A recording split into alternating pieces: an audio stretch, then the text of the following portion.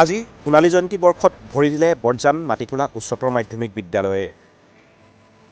হয়, 1976 চনতে কেইবাজনো স্বনামধন্য ব্যক্তিৰ তত্বাৱধানত প্ৰতিষ্ঠা হোৱা বৰজান মাটিখোলা উচ্চতৰ মাধ্যমিক বিদ্যালয়ৰ আজি 11 জানুৱাৰী 2026 বৰ্ষৰ সোণালী জয়ন্তী বৰ্ষত ভৰি দিলে।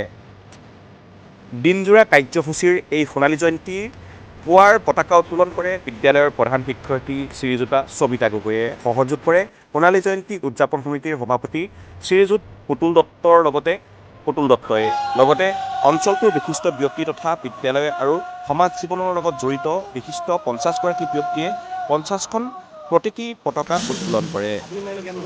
বিদ্যালয় পৰিচালনা সমিতিৰ সভাপতি শ্ৰীযুত নিপু হাজৰিকাই স্মৃতি তৰ্পণ কৰে। উৎকণ্ঠ জুবিন গাৰ্গৰ প্ৰতি শ্ৰদ্ধা জনাই 50টাকৈ নাহৰ গছৰ পুলি ৰোপণ কৰে। প্ৰাক্তন ছাত্ৰ পিণ্টু বাৰ্মাই সোণালী জয়ন্তীৰ স্মাৰক আধাৰশিলা স্থাপন কৰে।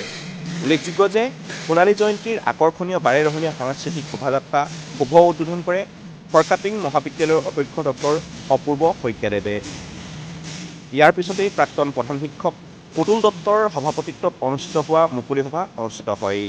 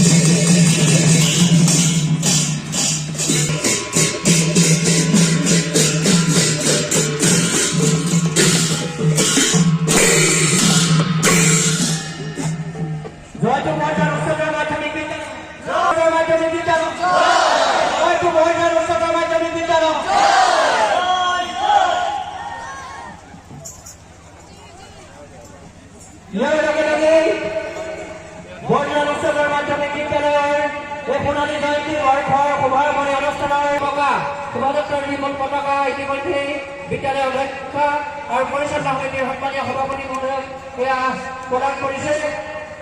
আৰু ইয়াৰ পিছতে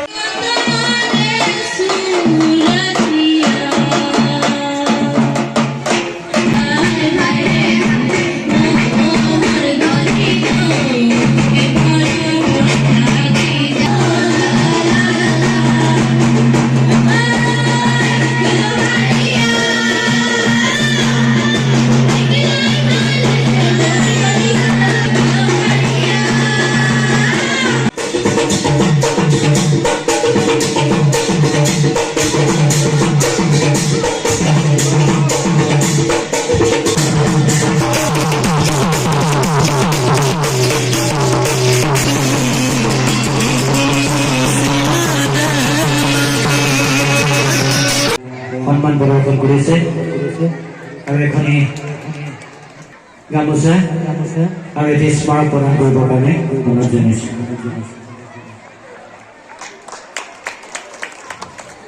গামোচা আৰু এটি স্মাৰকে সন্মানিতসকলক অনুৰোধ জনাইছোঁ। এয়া বৰ্ণালী সন্মান বিদ্যালয়ৰ সহকাৰী শিক্ষয়িত্ৰী বৰ্ণালী সন্মান যাচিবৰ কাৰণে অনুৰোধ জনাইছোঁ। এখনি গামোচা, প্ৰথমতে এখনি চেলেং, তাৰপিছতে এখনি গামোচাৰ এটি জাপি, তাৰপিছতে এটি স্মাৰক প্ৰদান কৰিবৰ কাৰণে অনুৰোধ জনাইছোঁ। ইয়াৰ অতি জাতিৰে জাপিৰে সন্মান যাচিবৰ কাৰণে অনুৰোধ জনাইছোঁ। প্ৰথমতে এখনি চেলেঙেৰে, তাৰপিছতে এখনি সোণাম গামোচা,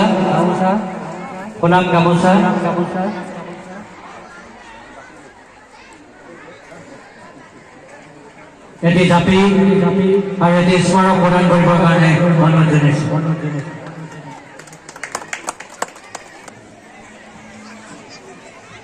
প্ৰথমতে এখনি চেলেং, তাৰপৰি গামোচা।